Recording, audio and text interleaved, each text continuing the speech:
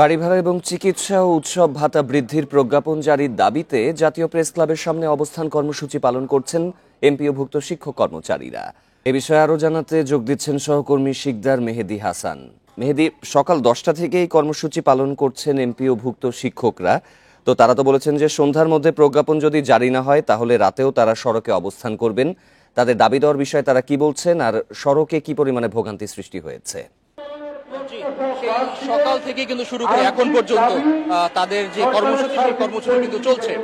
তারা একের পর এক স্লোগান দিয়ে যাচ্ছেন এবং একের পর এক তাদের যে নেতাকর্মীরা আছেন তারা কিন্তু এখানে এসে বিভিন্ন ধরনের বক্তব্য দিচ্ছেন এবং এখন পর্যন্ত তারা তাদের যে কর্মসূচি সেই কর্মসূচিতে কিন্তু বহাল আছেন। আমরা এর আগে আপনাদেরকে জানিয়েছিলাম যে এখানে যে এমপিভুক্ত শিক্ষা জাতীয়করণ যে প্রত্যাশা জোট আছে সেই জোটের তরফ থেকে 10 জনের যে প্রতিনিধি দল তারা কিন্তু সচিবালয়ে গিয়েছিলেন এবং সেখানে মূলত আজকে শিক্ষা সচিবের সাথে তাদের কথা হওয়ার বা একটা আলোচনা হওয়ার একটা কথা ছিল, কিন্তু সেটি আসলে ফলপ্রসূ হয়নি। কারণ ভারপ্রাপ্ত সচিব যিনি আছেন তিনি এখানে উপস্থিত আছেন, কিন্তু সচিব এবং যিনি তার সাথে আরো থাকবেন তারা আসলে দেশের বাইরে থাকার কারণে তারা এই বিষয়টিতে আসলে কোনো একটি চূড়ান্ত সিদ্ধান্ততে তারা এখন পর্যন্ত পৌঁছাতে পারেননি।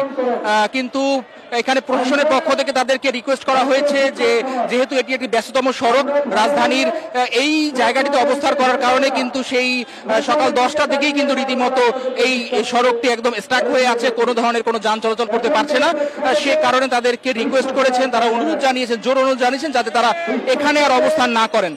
তারই পরিপ্রেক্ষিতে তারা কিন্তু এখানে ঘোষণা দিয়েছেন কিছু সময়ের মধ্যেই তারা তাদের যে অবস্থান সেই অবস্থানের পরিবর্তন তারা করবেন, অর্থাৎ তারা এখান থেকে চলে যাবেন শহীদ মিনারে এবং সেখানে তারা অবস্থান করবেন এবং শহীদ মিনারের থেকেই তারা তাদের এই কর্মসূচি চালাবেন।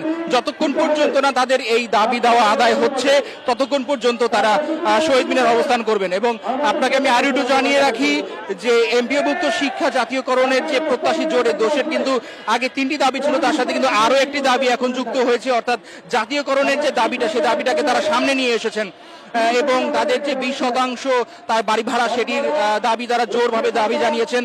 তারা দাবি জানিয়েছেন 1500 টাকা তাদের যে স্বাস্থ্য ভাতা